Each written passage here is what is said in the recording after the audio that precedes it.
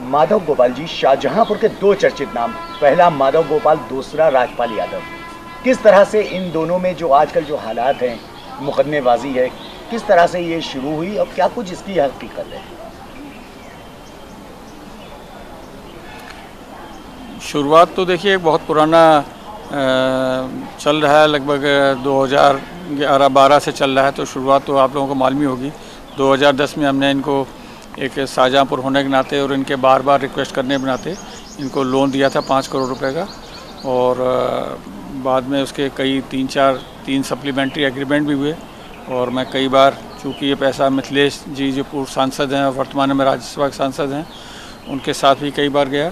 अब वो पूरा मामला माननीय दिल्ली उच्च न्यायालय में चल रहा है और इसमें कहीं किसी प्रकार का कोई वो नहीं है। जो न्यायालय का निर्णय है वो चल रहा है। जिस तरह से राजपाल यादव के बयान आते हैं कि आपने उनकी फिल्म को रोक दिया, फिल्म से जो पैदाइश होना थी उससे पैसा मिलना था, जो भी इनकम होना थी, तो इस सब की क्या हकीकत है? नहीं, फिल्म को जब शुरू हुई थी, जब हमें टीवी से देख के मालूम पड़ा था कि इनका म्यूजिक लॉन्च अमिताभ बच्चन जी द्वारा हुआ है। और चूँकि हमारे एग्रीमेंट में ये लिखा हुआ था कि इनको निगेटिव पीरियड मॉर्टगेज रखने थे, तो उस कंप्लाइंस ना होने की वजह से स्टे हुई थी।